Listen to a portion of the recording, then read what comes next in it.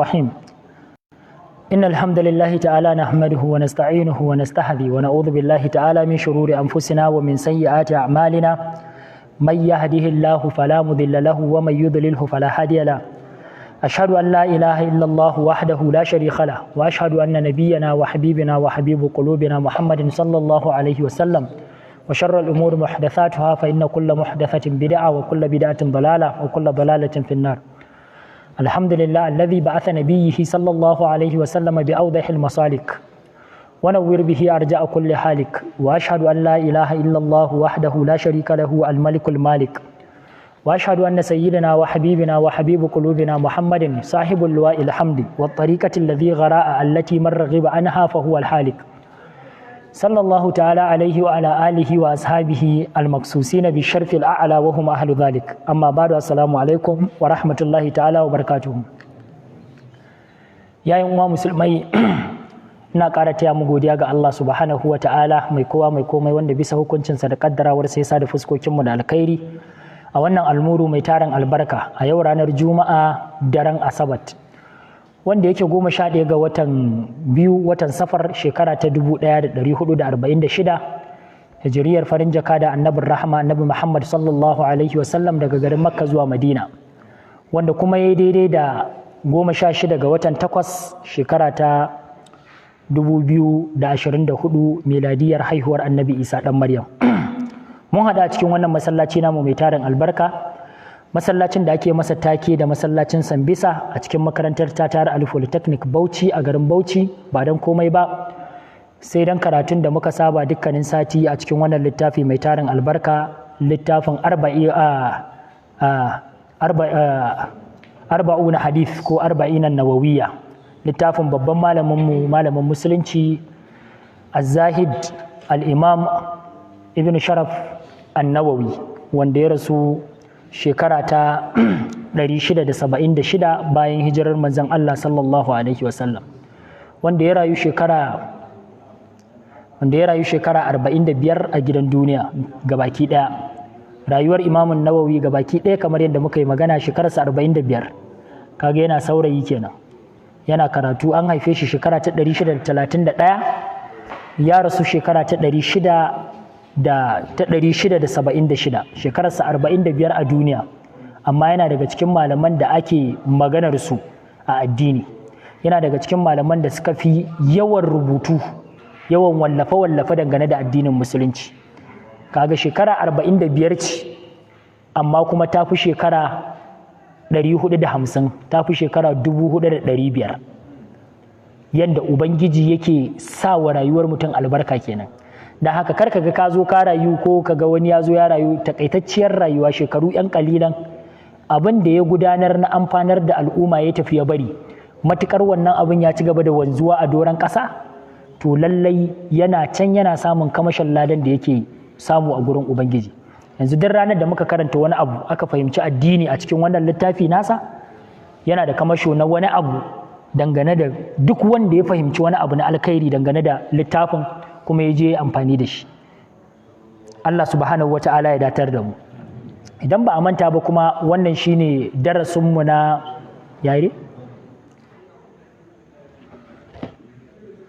Wannan shine darasinmu na 10 a cikin wannan littafi, kuma muna nan kan gabar da muke magana a kayan, mun gama yin magana a kayan maratib na hadisi na biyu a cikin wannan littafi, hadisin da Abdullahi dan Umar ya rawaito shi daga gurin babansa shine Umar bin Khattab, shi kuma ya bayar da labarin abin da ya gudana tsakaninsa da manzon Allah sallallahu alaihi wasallam na zamantakewarsu da lokacin da mala'ika Jibril ya zo ya yi musu bayani na addinin musulunci, ya faɗa musu maratib na addinin musulunci, sannan kuma ya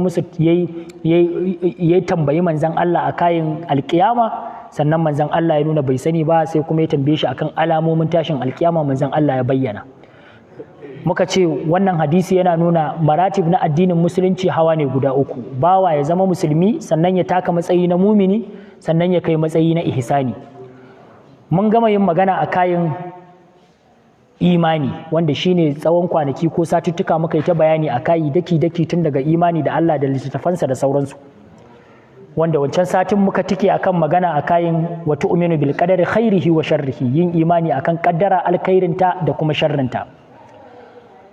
Yau da izinin Ubangiji za mu tashi akan gabar da mala'ika Jibril ya tambayi manzon Allah sallallahu alaihi wasallam mal ihsan, menene ake ce masa kyautatawa? Manzon Allah sallallahu alaihi wasallam sai ya bashi amsa da cewa al ihsan shi abin da ake cewa kyautatawa an ta'budallaha ka annaka tarahu, shine ka bauta wa Allah subhanahu wata'ala tamkar kana ganin sa, fa in lam takun tarahu fa innahu yaraka, idan kai baka ganin sa to ka bauta wa Allah bisa ga yakinin cewa shi din yana kallon ka.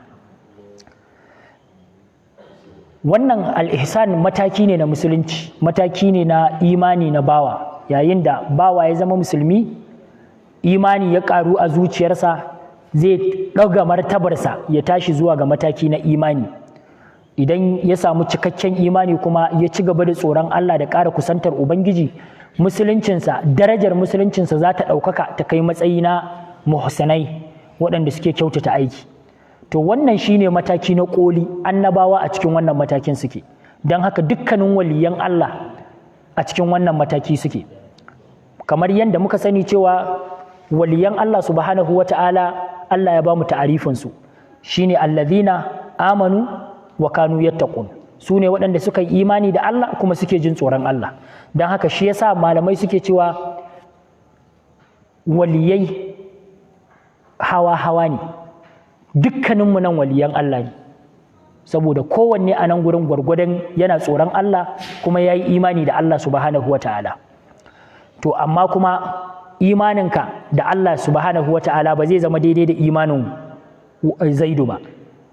Me yasa? Saboda ta iya yiwuwa shi a aikace wasu ayyuka na imani da suka bayyana a tattare da shi sun fi naka, sannan zuciyarsa ta fi taka yaƙini da Ubangiji, ta fi taka waɗannan abubuwa guda 6 da muka yi magana a kansu na imani da littattafai da manzanni da ranar lahira da ƙaddara, gabaki ɗaya sun fi rassansu ko tushensu ya fi kafuwa a zuciyarsa sama da yadda ya kafa a zuciyarka.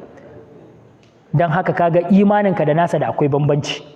To kamar haka ne wannan martaba ta ihsani yake.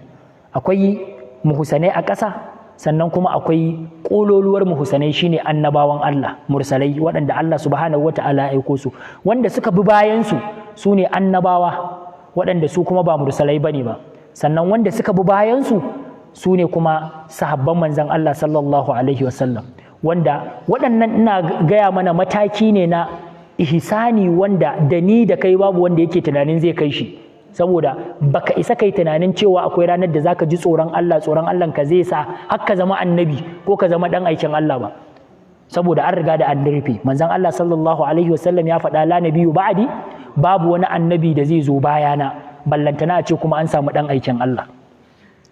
Dan haka kaga wannan wani mataki ne na koli wanda babu wanda zai kai shi, kakka sa rai a wannan gurin. Dan haka duk iyawarka ka gane cewa ba za ka taɓa kaiwa wannan matsayin ba. Don haka babu ranar da wai tsantsar tsoronka da Allah da takawarka da bin Allahnka zai sa Allah subhanahu wataala ya fara maka wahayi a gidan duniya. Daga zarar ka ji ko ka kwanta ka tashi kaga wani duhu kaga wani dishi baka gani sosai, sai ya ce maka ai shi mala'ika ne an aiko shi, ka gane shedan ne kawai ya zo ya cuce ka ya raba ka da Allah. Don haka tun daga nan ka ja masa layi ka ce to na gane, saboda manzon Allah ya ce kaza. Sannan sai mataki na annabawa, sannan mataki na sahabbai. A cikinmu nan babu wanda ai sahabbai an riga da an yi su sun wuce sun shuɗe, babu wanda kuma zai zo yanzu ya ce shi sahabi ne, ya ce ya ga manzon Allah a zahiri. Duk wanda ya yi da'awar ya ga manzon Allah a zahiri to ƙarya yake yi, wallahi munafiki ne, saboda manzon Allah sallallahu alaihi wasallam Allah ya tabbatar da cewa ya rasu, ya mutu kuma an binne shi. don haka babu wanda zai ce a yau ya ga manzon Allah a zahiri ko ya haɗu da shi. Duk wanda yake wannan da'awar to ka gane ɗan yaudara ne, ɗan ciwa-ciwa ne, yana so ya nuna maka cewa yana haɗuwa da manzon Allah, ko ya ce maka ya haɗu da manzon Allah ya bashi wani wuridi, ko ya koya masa wani salati, ko ya koya masa wani kaza. To wannan duk gabaki ɗaya yaudarar ka yake yi, saboda manzon Allah sallallahu alaihi wasallam ya rasu kamar yadda annabawan da suka gabata su ma suka rasu. Haka Allah subhanahu wata'ala ya faɗa kuma da wannan ne sayyidina Abubakar ya kwantar da zukatan muminai cikin su har da sayyidina Umar lokacin da manzon Allah ya rasu sayyidina Umar ya zare takwabi ya ce duk wanda ya ƙara cewa manzon Allah ya rasu zai sare masa kai ga manzon Allah ya rasu amma kowa bai isa ya faɗa ba kowa sai ya ja bakin sa ya shiru saboda sayyidina Umar ya zare kan sakali ya zare takwabi dan haka sai sayyidina Abubakar ya shiga da ya zo ya ganshi ya mai magana ya ga bai saurare shi ba sai ya kyale shi sai ya tafi ya shiga ya ga manzon Allah ya tabbatar manzon Allah ya rasu ya sumbace shi sai ya fito ya hau kan mumbari sai ya ce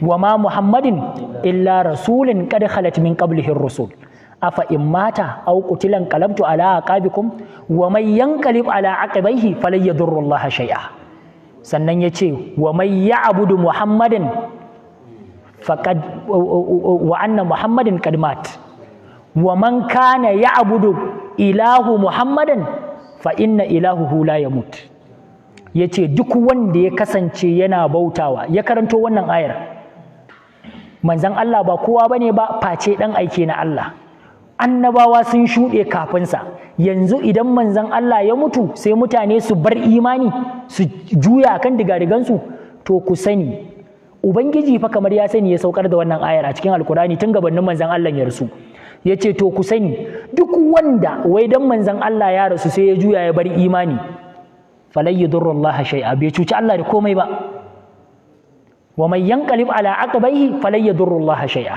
sannan sai sayyidina Abubakar ya ce ya ku mutane duk wanda yake bauta wa Muhammadu to ya sani cewa yau fa Muhammadu ya mutu amma duk wanda yake bauta wa ubangijin Muhammadu to ya sani cewa ubangijin Muhammadu kuma hayyul la ya mutu rayayye ne da baya mutuwa sayyidina Umar ya ce wallahi bai gane wannan ayar ba sai lokacin da sayyidina Abubakar ya karanta wannan ayar akan wannan mumbari ya ce gabaki ɗaya tunaninsa da hankalinsa ya ma kautar da shi a kayan tunanin wannan ayar amma da sayyidina Abubakar ya karanta sai ya ji tamkar a lokacin ake saukar da ita a gare shi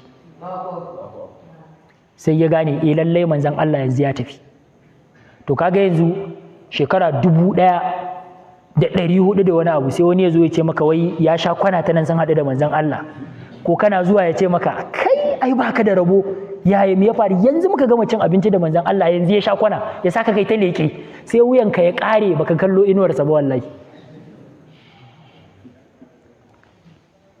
to wannan mataki ne dan haka kaga ballantana a ce me wani zai ce ya ga manzon Allah dan haka shi ma yanzu ya zama sahabi dan haka shi ma wannan mataki ne da babu wanda zai kai shi to sai kuma mataki na waɗanda suke tsoron Allah waɗanda suke taka wannan matakin da yake ƙasa da matakin sahabbai to shi wannan kowa da kowa gwargwadon imaninsa fazalika falyatanafasul mutanafisun haka Allah subhanahu wataala ya faɗa anan kuma kowa ya zage kansa kalinsa gwargwadon imaninka da kawarka da bin Allahnka gwargwadon darajar da zaka samu a ciki martaba ta ihsani dan haka martaba ta ihsani matsayi ne a addinin musulunci Allah subhanahu wata'ala ya nuna Allah subhanahu wata'ala yana son waɗanda suka kai wannan matsayi duk wanda ya kai wannan matsayin yana tare da soyayyar ubangiji ta tare da shi yasa Allah ya ce laisa alal ladhina amanu wa amilu salihati junahun fima ta'inu idza mattaqaw wa amanu wa amilu salihati thumma mattaqaw wa amanu thumma mattaqaw wa ahsinu wallahu yuhibbul muhsinin kaga Allah subhanahu wata'ala ya nuna cewa yana son waɗanda suke kyautata aiki suke kyautata ibadarsu suke kalailaice ta wajen yi su yi ta mai kyau ba sa yin wugaja ibada wugaja kaga mutum ya zo yana sallah kamar kotan kurciya yana sallah zuciyarsa tana wani guri yana tunanin kuɗinsa yana tunanin inda daularsa ta makale ko yayi taransifa kuɗin ya makale bai isa can ba shi kuma bai dawo masa ba dan haka yana yi yana kushur daga ya ji wayarsa ta yi killilin sai ya dauko waya ya duba sai ya sake mayarwa wai yana jiran ya ga alat ɗinsa ya dawo to kaga wannan babu nutsuwa tattare da shi kaga bai kyautata ibadar ba ana so bawa ya dinga kyautata aikinsa duk abin da aka ce ibada ne to bawa ya kyautata shi idan ka zama cikin masu kyautata ibadunka ga Allah to lallai zaka fada cikin soyayyar ubangiji kuma wanda kowa nan yake ta kokarin ya samu dukkaninmu da ni da ku da kowa waɗanda suke muminai musulmai za ka ga fafutukar kwaɗayin shine bawa ya samu soyayyar Allah subhanahu wa ta'ala tattare da shi, domin idan ubangiji ya soka to kai fa ka gama komai. Dan daga zarar ubangiji ya ce yana son ka to zai kira mala'ika Jibrilu ya gaya masa ni ubangijinku ina son bawa na wani, dan haka kuma ku so shi. Mala'ika Jibrilu zai na sama ta kasansu a haka har za a zo a sa wa kowa a gidan duniya sai ya soka. Ina fata an fahimta, ka yi rejecting. To don haka babban abin shine ya yi ƙoƙari ya fada cikin wannan matsayi na almuhsinuna. Haka Allah subhanahu wa ta'ala ya bayyana cewa ba zai taɓa tozartar da sakamakon waɗanda suke kyautata aikinsu ba. Allah ce innal ladhina amanu wa amilu salihati inna la nudhi'u ajra man ahsanu amala. Lallai Allah subhanahu wa ta'ala ya ce lallai waɗanda suka yi imani suka yi aiki na ƙwarai, Allah baya tozartar da aikin waɗanda suka kasance muhsinai, waɗanda suka kyautata aiki. Haka Allah subhanahu wata'ala ya nuna sakamakonsu yana gurin Allah. Bayan sakamakon Allah ba zai tozarta shi ba, kuma babu wanda ya san sakamakon da mai kyautata aikinsa zai samu na ibadarsa sai Allah subhanahu wata'ala shi kadai. Allah ce bala man aslama wajhahu lillahi wa huwa muhsinin falahu ajruhu inda rabbih. Lallai Allah ce ba haka ba, man aslama wajhahu lillah, duk wanda ya miƙa wuyansa zuwa ga Allah ya sallama wa huwa muhsinin yana mai kyautata ibada falahu ajruhu inda rabbih, yana da sakamakonsa a gurin ubangiji. Kaga Allah ya ce sakamakon yana gurinsa, kaga baya tsoron makalewa, baya tsoron tawaya, baya tsoron wani abu, baya tsoron kuma a cuce shi, saboda yana gurin mai amanar da babu wata amana da za ta je gurinsa a ci. Na fata an fahimta. Sannan haka Allah subhanahu wa ta'ala ya nuna cewa duk wanda ya zama cikin masu kyautata aiki ya yi riko da igiyar da ba ta yankewa. Wa man yuslim wajhahu ila Allah wa huwa muhsinin faqad istamsaka bil urwatil wuthqa. Lallai duk wanda ya miƙa wuyansa zuwa ga Allah subhanahu wa ta'ala yana mai kyautata ibadarsa, to lallai faqad istamsaka bil urwatil wuthqa, ya yi riko da igiyar da ba ta yankewa.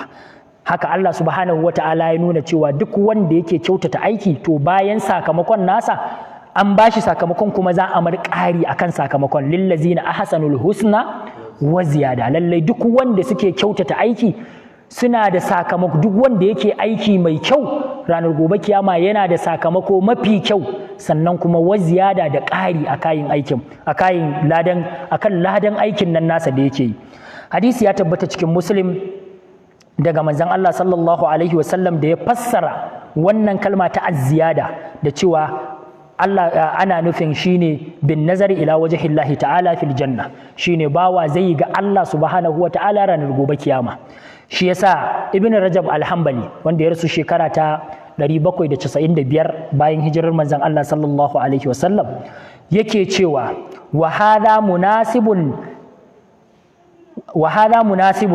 lija'alahu jaza, ya sanya sakamakonsu su waɗanda suke kyautata aiki na cewar shine garin Allah. Yace wa li'annal ihsanu huwa an ya'budu al-mu'minina fi dunya ala wajhil huduri wal muraqaba ka annahu yara bi qalbihi wa yanzuru ilayhi fi halil ibada.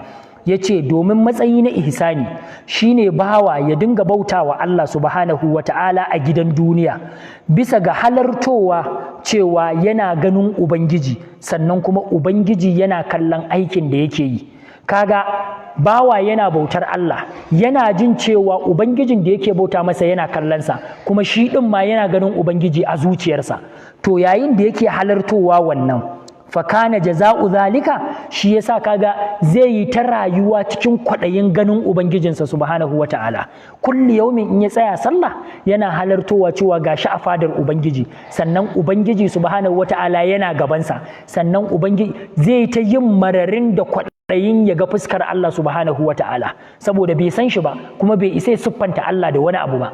Don haka yana ganin cewa Allah na gaba gare shi, amma kuma bai san bai san ya ubangiji yake ba.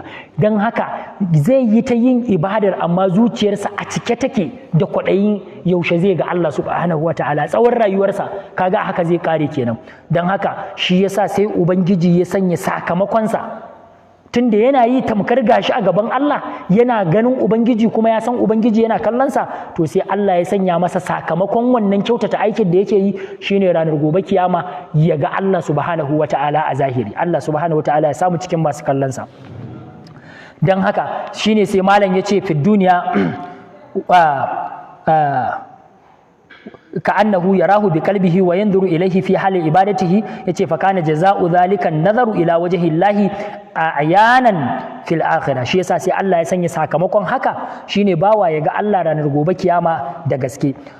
Wa aksi hada ma akbar Allah ta'ala bihi an jazaa'ul kuffar, yace akasin haka kuma shine a hana bawa ganin Ubangiji a lahira, shine Ubangiji ya nuna wannan shine sakamakon waɗanda suke kafirai ranar gobe kiyama. Innahum an rabbihim yawma idhin lamahjubun, lallai su dangane da Ubangijinsu a wannan ranar an yi musu hijabi, don haka ba su gan shi a duniya ba, dama ba sa bautar Ubangiji, dama sun ma karyata cewa da akwai Allah, don haka ranar gobe kiyama sai aka haramta musu ganin Allah subhanahu wataala, sai aka bar su cikin ruɗi.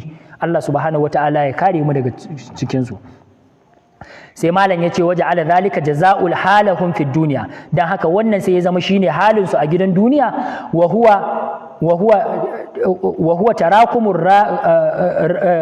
ranu ala qulubihim hatta hajabat an ma'rifatuhu wa muraqabatuhu fid dunya, fa kana jaza'uhum ala zalika an hujubu an ru'yatihi fil akhirah. Yace dan haka zuciyarsu ta yi wani tsatsan ya zo ya rufe kokon zuciyar, gabaki ɗaya ba sa halartowa Ubangiji, ballantana su gane su dinga yin kwaɗayin maganin Allah subhanahu wa ta'ala. Don haka sai ya sa ma suka ƙaryata Allah gabaki ɗaya, wannan sai ya zama sanadiyar da ya sa ranar gobe kiyama sai aka kange su ma aka sa musu hijabi da ganin Allah subhanahu wa ta'ala. Wa qaulihi sallallahu alaihi wa sallam fi tafsiril ihsan, malam yace faɗin manzon Allah sallallahu alaihi wa sallam, shi yasa manzon Allah da ya zo fassara al-ihsan sai ya ce an ta'budallaha ka annaka tarahu, ka bauta wa Allah tamkar kana kallonsa. Fa in lam takun tarahu, idan kai din baka ganin sa, to fa innahu yaraka, to ai shi din yana kallon ka. Wato ka bauta wa Allah bautar da zaka yi tamkar ga ka gaban Ubangiji, Ubangiji ya ce da kai yi sallah in gani. Da Allah ya kake tunani? A ce Ubangiji ya sa ka a gaba ya ce yi sallah na gani,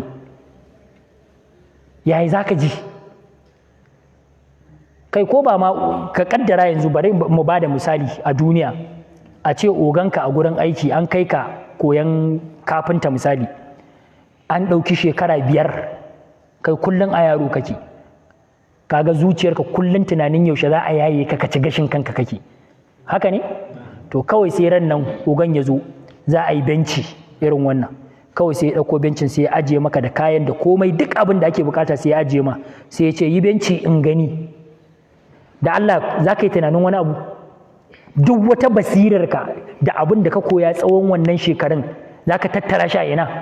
A ƙoƙarin yin wannan bencin, saboda ka yi shi da inganci yanda zai gani ya ce good, haka ne? To yaya kake tsammani Ubangiji subhanahu wa ta'ala ya sa ka a gaba, wanda ya ƙagi halittarka, ya baka lafiya, ya yi maka komai, ya turo ma annabawa aka karantar da kai ibada, ya turo malamai aka dinga maka bayanin addini, aka maka bayanin sallah iyayen da ake yin ta, aka koyar maka cewa yanda manzon Allah ya yi ga yanda ake yi, sai Allah subhanahu wataala ya saka a gaba ya ce ka yi sallah in gani, kuma shine zai yi sakamako a kai. Sannan kana yi, idan Ubangiji ya karba sai ina? Sai gidan aljanna. Ga aljannar an nuna maka ita, ga komai an maka bayaninta, ga daɗin da yake ciki, ga lagwada da yake ciki, ga 'yan mata zirƙaƙa kyawawa. Dan Allah sai Ubangiji ya ce to yanzu yi sallah in gani, ga kuma aljanna ka shiga bawan Allah. Ai kaga sai iyayen da manka ya ƙare a lokacin, ai ina jin tun daga raula sai ka tuno yadda ake yi, tun abin da aka koyar maka daga raula wallahi sai ya faɗo a kwakwalwarka, ya ake yi, menene kaza, menene hukuncin yin kaza, me aka ce akan yin kaza, saboda ka tabbatar ka kalailace ta kai. To shine abin da manzon Allah yake nufi na i'budullaha ka annaka tarahu, to ka bauta wa Allah tamkar Ubangijin ne ya sa ka a gaba ya ce yi in gani. Kaga babu batun soshe-soshe, babu batun cire hula kana haka, kana susa kawa mai kwarkwata, babu batun an kira ka a waya kana kokarin ne ka ciro waya ka ce Allahu akbar. Ka san wai wani tsabagen sokwanci, wai shi an koya mar wai idan aka kira shi a waya wai ya ɗauga wayar sai ya ce Allahu akbar a ciki, wai saboda wanda yake kiransa ya ji cewa fa wai sallah yake. Ka ji shirme. Wallahi na gaya ma mu yi hankali ya uwa, mu dage da karatu, mu dage da karatun addini. Na rantse da Allah, idan ka samu ubangiji ya yarda da kai ka ɗan ɗosani a cikin wannan tawaga, to wallahi ka more, ka huta, saboda ka shiga tawagar da Allah subhanahu wata'ala ya ce ulaika alladhina an'ama Allahu alaihim minan nabiyyina was-siddiqina wash-shuhada'i was-salihina wa hasuna ulaika rafiqa. Kai waye ba zai so shiga wannan tawagar ba dan Allah? Tawagar annabawa, manzanni, siddiqai, shahidai da mutanen kwarai. Dan Allah waye ba zai so ya shiga ba? Dan Allah aka ce an tayar da kai a tawagar lahira yadda ake cikin kiki kaka a lahiran nan, sai ka juya ka ga nan ɗinka annabi ne, nan ɗinka annabi ne, nan manzo ne, nan kaza ne, ai ka san dirintsi ko ta windo za ka faɗa aljanna, ba haka bane? Insha Allah, in Allah ya yarda za mu shiga aljanna. Ya Allah ka ba mu aljanna, wallahi muna san aljanna. To ana samun wannan ne ta hanyar mi bautawa Allah tamkar kana kallonsa. Sai malam ya ce wa yajibu aidan an nasaha fil ibada wa bi dhillil juhudi fi tahsiniha wa itmamiha wa akmaliha. Yace dan haka ya wajaba gabawa ya karanci bautar Ubangiji, sannan ya yi ƙoƙari wajen kanya kansa da kuma kawowa dukkanin abin da zai cika wannan ibadar ta samu cikakkiyar kamala. Ya ce lallai manzon Allah sallallahu alaihi wasallam ya yi wasici ga sahabbansa da dama a kayin wannan wasiya da yake musu na cewar su ji tsoron Allah ko su bauta wa Allah tamkar suna kallonsa. Ya ce mina sahabati bi hazihi alwasiya kama rawa Ibrahim al-Hajarami, yace kamar yadda al-Ibrahim al-Hajarami ya rawaito daga Abul Aus, yace an Aba Dharri radiyallahu an karbo wannan hadisi daga Aba Dharri, yace ausani khadili, badadina yayi min wasiya sallallahu alaihi wasallam an akhsha Allah ka anni arahu fa in lam akun arahu fa innahu yarani. Yace manzon Allah ya mun wasici, yace in ji tsoron Allah tamkar ina kallonsa, in sani cewa idan ni bana ganin Allah to lallai ubangiji subhanahu wata'ala yana kallona. Dan haka a duk halin da kake ka zama mai tsoron Allah, a duk rayuwar da kake yi, a cikin hostel kake, a ɗaki kake, a gida kake, a masallaci kake, a bayan gida kake, ka je bayan gari ne, a ko ina kake, ka je lakca ne, a'a ka je gurin tafsiri ne, a'a ka je kasuwanci ne, a'a ka yi tafiya ne, a zamantakewarka da iyalanka, a zamantakewarka da waɗanda kake mulka, a zamantakewarka da abokanan zamanka, ka gane cewa lallai Allah yana kallonka kuma yana ganin abin da kake yi. Don haka ka ji tsoronsa, ka ji tsoron saba masa a duk waɗannan gurare da muka ambata da ma waɗanda ba mu ambata ba. Shine abin da manzon Allah ya yi wasiya da shi ga Aba Dharr al-Ghifari. Haka an rawaito wasiya makamanciyar wannan da manzon Allah sallallahu alaihi wasallam yayi daga Ibn Umar, Allah ya ƙara yadda a gare shi, yace akhadha Rasulullahi sallallahu alaihi wasallam bi ba'di jasadi, yace manzon Allah ya kama wani bangare na jikina ya rike ni kenan, yace ibudullaha ka annaka tarahu, ka bauta wa Allah tamkar kana kallonsa. Kaga ashe wasiya ce da manzon Allah yake yawan yinta.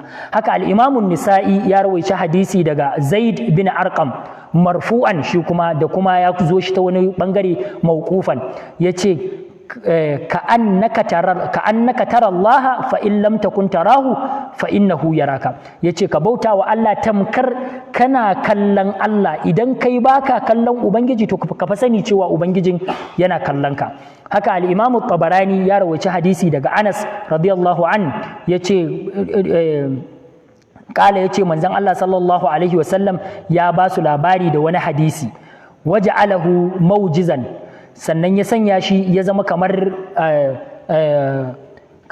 abin razanarwa. Faƙala sai yake ce da su salli salatal muwadda'i, yace ku yi sallah irin ta kamar wanda yake ban kwana. fa innaka in kunta la tarahu fa innahu yaraka, domin ku sani idan ku ba ku kallon ubangiji fa to ubangiji yana kallon ku. Kai sallah tamkar kawai an saka a gaba ana kallon ka, kana gama za a zari ranka. Shi yasa wani cikin magabata ya ce idan ka tashi za ka yi sallah ya ce ka sanya Ka'aba a gabanka. Ka'aba ina ne? Ɗakin Allah subhanahu wataala. Kaga kenan yana nufin ka sanya ubangiji a gabanka, cewa Allah yana kallon ka, yana kallon ibadar da kake. Ya ce ka sanya siraɗi a ƙarƙashin ƙafarka, cewa tamkar ga ƙafarka akan siraɗi za ka tafi zuwa ga aljanna. Ya ce damanka ka yi tunanin cewa aljanna ce, gundinka ka yi tunanin cewa wuta ce, sannan bayanka ka yi tunanin cewa mala'ikan mutuwa ne ya sa ka a gaba. Ya ce to ka bauta wa Allah a haka, kuma ka dinga jin tamkar wannan sallar daga zarar ka gama za a zare ranka. Ya ce saboda babu wanda ya san lokacin da zai mutu, ta iya yiwa kana yin sujjadan nan sujjada ce ta ƙarshe, yaya kake tsammani in ka kalelece ta kai ta da kyakkyawa yanda ubangiji yake so. Da rasuwa irin ta su Sheikh Ja'far Mahmud Adam, Allah ya ba mu irin wannan shahada. A ce ka mutu ranar Juma'a, sallar asubahi, sallar da manzon Allah ya ce munafukai ba sa iya halartar ta, a hakan kayi sujjada ga ubangiji, kana cewa subhana rabbiyal a'la wa bihamdihi, kana kambama ubangiji, kuma a hakan azzalumai su karkato ta baya, su seta bullet, su bindige ka, kai kuma kana sujjada ga ubangiji. Baka ci musu ba, baka sha musu ba, baka tare musu komai ba, kawai menene matsalarka? Saboda ka ce a bauta wa Allah shi kadai.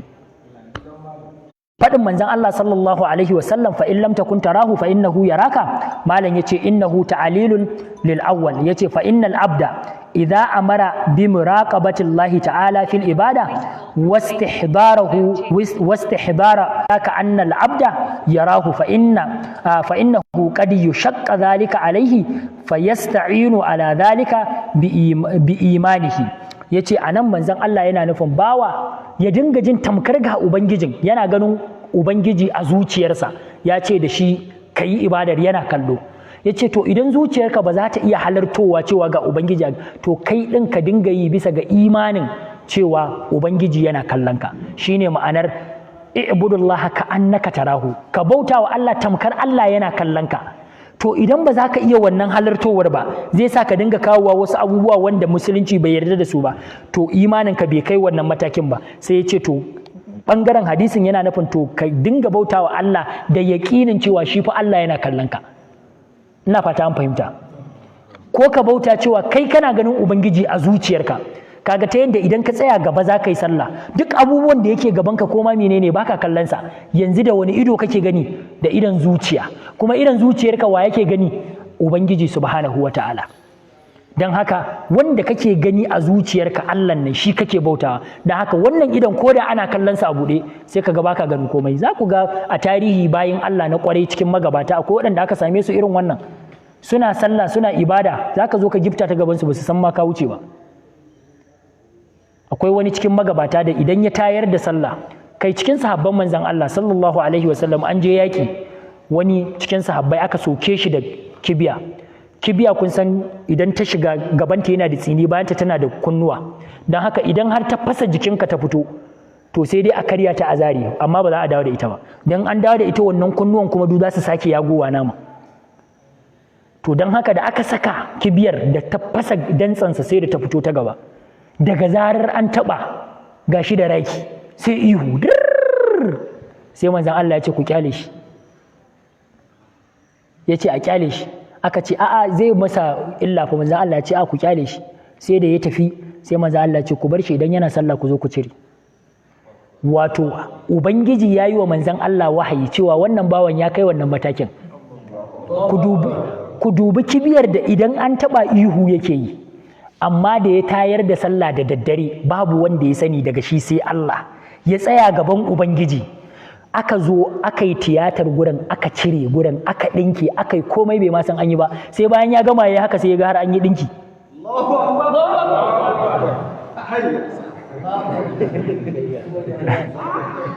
To ka ji matakin faɗan uwa, wannan matakin sahabbai fa kenan, ba ma je ga matakin wa annabawa ba kenan, ko ina fata an gane, wannan matakin shahidai ma kenan. an gane to wannan a cikin sahabban manzon Allah an samu.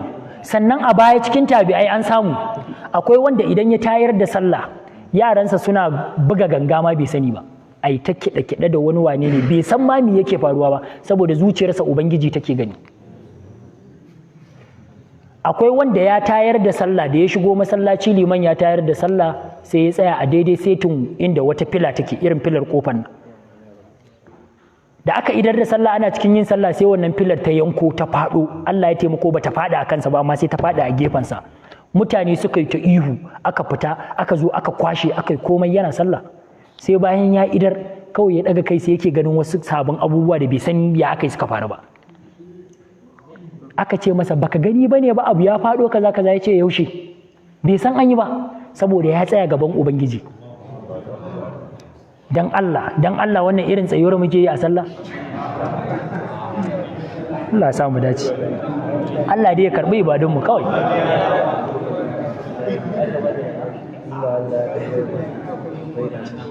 Sayyidina Umar, manzon Allah sallallahu alaihi wasallam, wani ya zo yana tambaya cewa idan yana sallah yakan ji zuciyarsa tana tunani.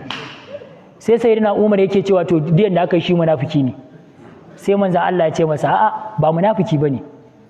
Sai ya ce to bawa zai shiga sallah yana wani tunani? Shi wato bai ma san dama wai in an ma shiga sallah zuciyarka tana iya tunowa wani abu ba ma kwata-kwata ma shi. Sai manzon Allah ya ce masa yana iya yiwa. Sai wata rana manzon Allah ya jarraba tashi, sai ya ce masa idan kai sallan nan zan maka kyauta. Ya tashi yana sallah, ya tashi yayi sallah raka'a 2. Tun da ya fara sallar ba abin da ya tuna, sai da ya je raka'ar ƙarshe a tahiyar ƙarshe sai shedan ya lallabo ya ce masa Allah ya sa annabi ya maka kyautar alkyabbarsa. Sai wannan abin ya ɗarsu masa a zuciya, iya abin da ya tuna kenan a ibadar. Dan girman Allah kai yanzu idan ka shiga sallah akwai wanda daga zarar ya shiga idan ya ce wa liman Allahu akbar to wallahi in aka yi rafkanuwa bai san me yasa aka yi ba. In an ƙara ne an rage ne wallahu ta'ala a'lam, shi da ya mika tukin a hannun wa direba. Ka san akwai wanda in sun shiga mota bacci suke yi, sai an isa garin suke gane an iso. To akwai wanda suke yin haka a sallah, daga zarar sun hau tuki aka yi dace irin su malam Habu ne ke ja ga murya, ba sai bacci. Don haka zuciyarsa gabaki ɗaya sai tunanin kasuwarsa nawa aka samu, nawa ne ya yanke, akwai matarsa kaza ta hura mar wuta yana neman ƙarin aure, a'a shine an ce ya turo, a'a yanzu yana Allah Allah daga zarar ya karbi diplomarsa ko HND ɗinsa za a je a kai tambaya, wani ya faso kayi yana nema ya mai kafa, duk anan yake wannan tunanin idan ya shiga sallah ya mika liman tuki. Allah ya sa mu dace. To shine malam yace fafihi isharatun afwan yace shi yasa cikin wasu magabata suke cewa khafullaha ala qadari qudratihi alayk, ka ji tsoron Allah gwargwadon yanda zaka iya shine abin da manzon Allah yake nufi anan. Sannan kuma wa qala ba'dul arifuna min as-salaf, wasu cikin arifai suna faɗa cikin magabata, man amala lillahi alal mushahada fa huwa arif, duk wanda yake bautawa Allah bisa ga yaƙinin ubangiji, bisa ga halartowa cewa yana ganin Allah, to wannan masani ne ga ubangiji. Wa man amila ala mushahadatillahi iyahu, wanda kuma yake bautawa Allah da halartowa cewa Allah ne yake kallonsa, to fa huwa mukhlis, wannan mai yin ibada dan Allah ne shi kadai. Malam yace fihi isharatun ila muqamaini alladaini taqaddama dhikruhu, yace wannan yana mana ishara zuwa ga wani matsayi guda biyu. Matsayi na farko maqamul ikhlas, shine bautar Allah bisa ga ikhlasi, ta yanda zaka yi bautar babu wani wanda kake neman yabo a gurinsa sai Allah. Dan haka zuciyarka halarce take, ubangiji yana kallon ka, ubangiji zai ma sakayya, kana lura da kaza saboda kayi ibadar ubangiji ya baka sakamako. To kaga wannan mataki ne na farko na me yi dan Allah, na ikhlasi, ba shine matakin ihsanin ba. Mataki na ihsani shine mataki na gaban, shine me bawa ya dinga halartuwa cewa ubangiji yana kallon ibadar, Allah yana kallon ibadar da kake yi. Wannan shine matakin da manzon Allah sallallahu alaihi wasallam yake faɗa.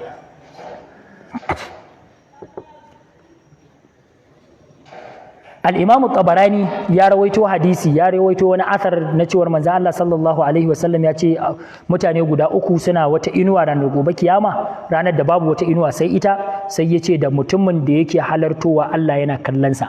Wannan hadisi ne da bai inganta ba, ko da zaka ji wasu malamai wani lokaci sukan yi hujja da shi, amma hadisi ne da'ifi wanda bai inganta ba in ji malamai. Al-Imam Suyuti ya faɗi haka a cikin littafin shi Al-Jami'. Malam ya ce lallai Alƙur'ani ya nuna matsayi ko ala hadal ma'ana ya nuna cewa bawa ya dinga halartowa cewa Ubangiji yana kallonsa a duk inda yake. Wa huwa Allah ta'ala yana cewa wa huwa ma'akum aina ma kuntum. Lallai Allah yana tare da ku a duk inda kuke. Wa qaulihi wa idza sa'alaka ibadi anni fa inni qaribun ujibu da'watid da'i idza da'a.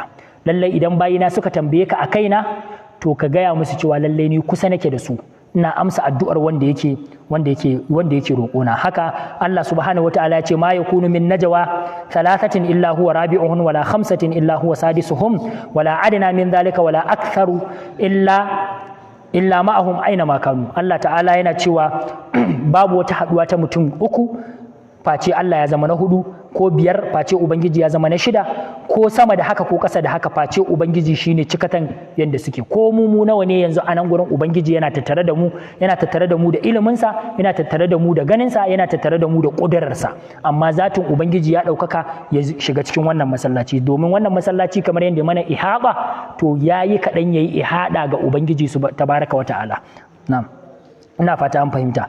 Dan haka Allah ta'ala yana cewa wa nahnu aqrabu ilayhi min habalil warid, lallai na fi kusa da shi sama da wannan jijiyar da take wuyansa. Haka Allah ya ce wala yastakhfuna min Allah wa huwa ma'ahum, ba sa tsoron Allah alhalin Ubangiji yana tare da su. Manzon Allah sallallahu alaihi wasallam ya faɗa, ya bayyana cewa lallai Allah subhanahu wata'ala yana tare da bayi. Inna ahadakum idza qama yusalli fa inna ma yunaji rabbahu, haka manzon Allah ya ce lallai bawa idan ya tsaya zai yi sallah tamkar yana ganawa ne da Ubangiji, gashi ga Ubangiji. Haka manzon Allah sallallahu alaihi wasallam ya ce inna Allah qabla wajhihi idza salla, lallai Ubangiji yana gaban bawa yayin da zai yi sallah. Wa qawlihi inna Allah yansibu wajhahu li wajhi abdihi fi salatihi ma lam yaltafit, lallai Ubangiji yana kallon fuskar bawa yayin da ya tsaya zai yi sallah matukar bawan nan bai yi waige ba, bai yi waige da kansa ba. Daga zarar ya yi waige sai Ubangiji tabaraka wa ta'ala ya kyade shi. Haka lokacin da wasu cikin sahabbai suke ambatan Allah da ƙarfi in sun hau kan dutse, sai manzon Allah ya ce innakum la tad'una asamma wala ghaiba innakum tad'una sami'an qariba. Yace lallai ku sani wanda kuke roƙo ba wanda baya nan bane, ba kuma wanda yake nesa ba, kuna kiran wanda yake kusa ne kuma mai jin addu'ar ku. Wa huwa aqrabu ila ahadikum min uniqi rahilatihi, manzon Allah ya ce lalle yana kusa da ku sama da yanda igiyar wuyan raƙuminku ko abin hawanku take kusa da shi. Dan haka duk waɗannan dalilai ne da suke tabbatar da cewa Allah subhanahu wata'ala yana ganin bawa, sannan kuma mataki na ihsani shine bawa ya bauta wa Allah subhanahu wata'ala tamkar yana kallonsa. Sannan sai mala'ika Jibril ya tambayi manzon Allah sallallahu alaihi wasallam da cewar ya bashi labari yaushe ne alkiyama, yaushe za a yi alkiyama. Wannan shine mataki na ihsani. Ya ce masa matas sa'a, kamar yadda zo a ruwayar Abu Huraira. Sai manzon Allah sallallahu alaihi wasallam ya ce mal mas'ulu anha bi a'lami min as-sa'il, wanda aka tambaya da wanda ya yi tambayar babu wanda ya fi wani sani. Dukkanin kowa da ka gani a fagen ilimi na sanin ranar alkiyama, ilimin kowa ɗaya ne, ba annabi, babu ɗan aikin Allah, babu shahidi, ba wani wali, ba wani mai karama, ba musulmi, ba arne, ba mai da'a, ba mara da'a, kowa iliminsa ɗaya ne, ba wanda ya san ranar da za a yi tashin alkiyama sai Allah shi kadai. Da haka duk wanda ya gaya maka cewa ranar kaza za a yi tashin alkiyama ƙarya yake wallahi. In ba ku manta ba, a shekarun baya an taɓa sanarwa ko aka ce shekara ta 200 za a yi tashin alkiyama, duniya za ta tashi. Kun tuna inda akwai wanda shekarunsa suka kai lokacin mutane malama suka dinga raddi, aka dinga kaza, a ce kaza, duk lokacin da aka je zaka ji an ce wannan ƙarya ne kaza yan boko. Ba na mantawa malamin mu ya ce to a kyale su mana, Allah kai mu, ai ita 200 in matsalar abu idan ka sa date to dole zai zo. Wai Bahaushe ya ce ranar wanka ba ɓoyen cibi. Ai in dai rana ba ta ƙarya sai dai uwar ɗiya ta ji kunya. In dai ka ce ran kaza kaza zai faru to ana nan ranar za ta zo. Ana nan sai aka yi 2000 shuru kake ji kamar shirwa ta sha ruwa ta kwanta. Yanzu har muna nawa 2020 amma shuru kake ji. To ana nan sai kaga ka ƙara wasu 240 ko kuma 20000 kuma duniyar bata tashi ba. Ba wanda ya isa ya ce maka ga ranar da za a yi tashin alkiyama. Allah kadai ya bar wa kansa sani. Da haka shi yasa yana daga cikin gaibu da babu wanda ya san shi sai Allah subhanahu wataala. Shi yasa manzon Allah sallallahu alaihi wasallam ya ce babu wanda ya sani sai shi a cikin hadisin Abu Huraira, ba wanda ya sani sai Allah. A cikin hadisin Abu Huraira da aka tambayi manzon Allah ya ce fi khamsin la ya'lamuhunna illa Allah. Abubuwa 5 da zan ambata muku babu wanda ya san su sai Allah shi kadai. Sai ya ce inna Allah indahu ilmus sa'a wa yunazzilu al-ghaytha wa ya'lamu ma fil arham wa ma tadri nafsun madha taksibu gada wa ma tadri nafsun bi ayyi ardin tamut. Yace wannan abubuwa guda 5 yace to duk wanda ya ce maka ya san su ka tabbatar ƙarya yake, kuma wallahi har gobe duk wanda ya ce maka ya sani ka ce ƙarya yake kanka tsaye, saboda Allah ne ya faɗa. Inna Allah indahu ilmus sa'a, kun ga na farko a gurin Allah ilimin alkiyama yake, ba wanda ya san shi. Wa yunazzilul ghaitha, Allah ya shine ya san wannan hadirin da muke gani a ina zai zubar da ruwa, kuma karfe nawa zai zubar da ruwan, sannan su waye da waye a wasu gurare ne, wata shinkafa ce za ta amfana da wannan ruwan, wacce ce ruwan zai zo har a ya kare bai isa a gurin ba. Ubangiji duk ya sani. Don haka wani hadiri ne zaka ganshi, ai sautari zaka ga hadiri kaga yana tafiya, ga hadirin ka ganshi amma ba a nan Ubangiji ya bashi umarnin ya zuba ba, gurin da zai zuba yana gaba, don haka ba zai baka ruwa a nan ba. To Allah ya san a ina wannan hadirin zai saukar da ruwa. Ka gaya mun wani kimiyya kake da shi da za ta gaya maka wannan hadirin da kake gani ba a nan zai ba da ruwa ba, a Bauchi zai bayar ko a Kano ko a kaza. Akwai wata kimiyya? To babu ita. To hakan nan da ka sani har duniya ta kare babu wata kimiyya da za ta zo ta gaya maka ga hadirin da zai baka ruwa, babu shi. Wa yunazzilul ghaisa wa ya'lamu ma fil arham, babu wanda ya san abin da mahaifa ta kunsa. Ka san wani soko sai ya ce maka ai ana sakai ne, ana gane ya mace ne ko namiji. Shine abin da mahaifa ta kunsa?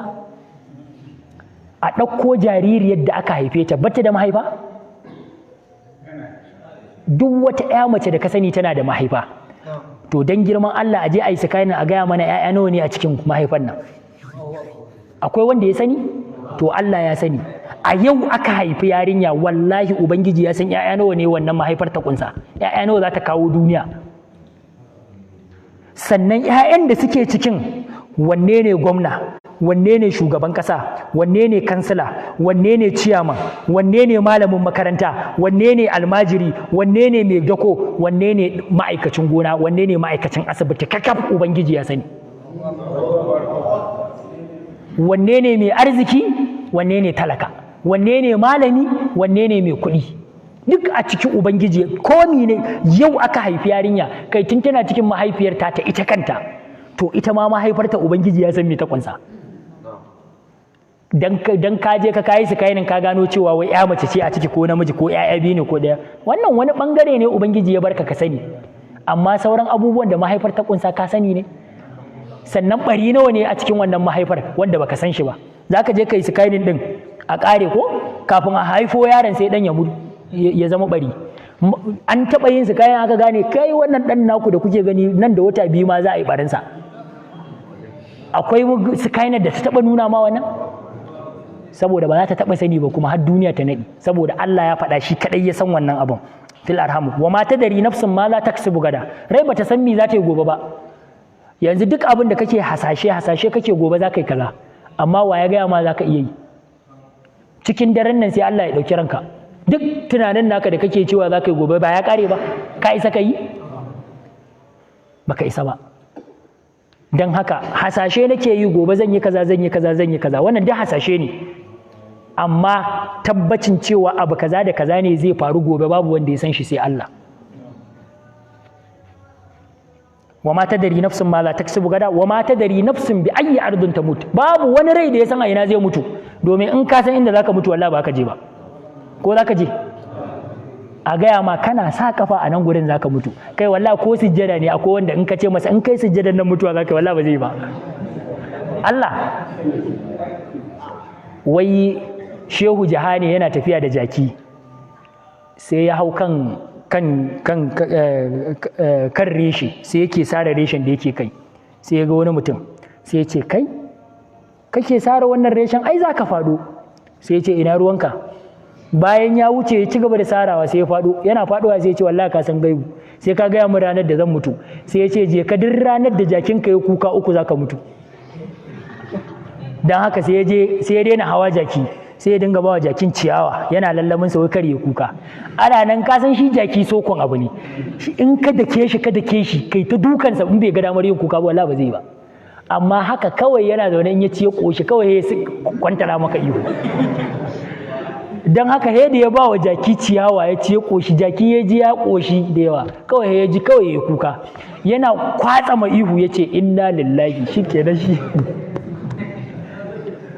jaki ya sake ƙara na biyu ya ce to an ce fa uku ne saura ɗaya yanzu inda yana da hanyar da zai hana jakin nan kuka ba zai hana shi ba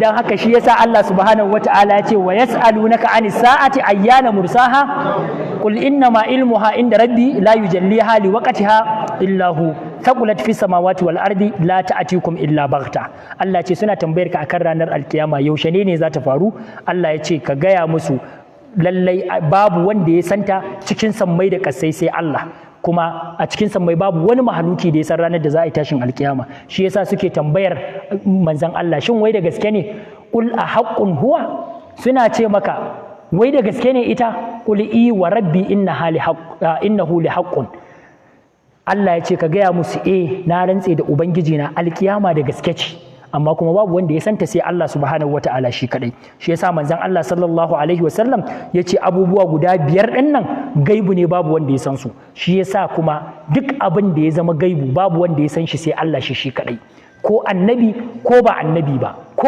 wane ne ya ce maka ya san gaibu ƙarya yake yi manzon Allah sallallahu alaihi wasallam Allah tabaraka wa ta'ala da kansa ya ce da manzon Allah ya faɗa wa duniya cewa bai san gaibu ba kuma ya faɗa wa duniya cewa babu wanda ya san gaibu sai Allah qul la ya'lamu man fis samawati wal ardil ghaiba illa Allah ka faɗa musu ya manzon Allah kuma ya gaya cikin sammai da kasai babu wanda ya san wani abu na gaibu sai Allah shi kadai shi yasa wata cikin sahabban manzan Allah sallallahu alaihi wasallam da ta ga manzan Allah tana cikin yabo sai ta ce wa fina nabiyyun ya'lamu ma fi ghadin a cikin mu lalle akwai annabin da ya san me zai faru gobe sai ya ce da ita da'uha kar ki sake faɗin wannan magana amma ki ci gaba da yaban gwarazan mazajen ku da kuke da su a baya na iyaye da kakannu amma dai ki daina faɗin cewa akwai wanda ya san gaibu ma'ana shi ma bai san gaibu ba manzon Allah sallallahu alaihi wasallam ya ce da a ce na san gaibu ya ce lastaksartu min alkhair wa ma massani su in ana illa bashirun wa nadhirun liqaumi ya'lamun ko manzon Allah sallallahu alaihi wasallam Allah ya ce ka faɗa musu cewa da fa a ce na san gaibu ya ce to da na yawaita aikin alkhairi kuma wallahi ya ce da babu wata cutarwa da za ta same ni wa yake faɗin wannan manzan Allah sallallahu alaihi wasallam dan Allah sai wani ya zo yanzu yake ce maka ai manzan Allah ya san gaibu wa yake karyatawa alqur'ani yana karyata manzan Allah yana karyata alqur'ani kaga kada'an idan da ganganci yake kace ya fita a musulunci dan haka waɗannan abubuwa babu wanda ya san su sai Allah subhanahu wataala sai mala'ika jibril ya ce to tunda babu wanda ya sani ba na alamu mana menene alamun da daga zarar mun gansu alkiyaman nan ta matso shine yace ba ni misali a kayan alamomin tashin alkiyama sai manzon Allah sallallahu alaihi wasallam ya bayyana masa kamar yadda muka sani alamomin tashin alkiyama akwai al'alamatu sughra akwai al'alamatul kubra akwai manya akwai kuma kananun alamomin tashin alkiyama wanda wannan shine gabar karatunmu idan Allah subhanahu wataala ya kai mu wani sati abinda muka faɗa na daidai Allah subhanahu wataala ya samu dace a kai abinda muka yi na kuskure Allah subhanahu wataala ya gafarta mana subhanakallahumma bihamdika nastaghfiruka wa natubu ilai wassalamu alaikum wa rahmatullahi ta'ala wa barakatuh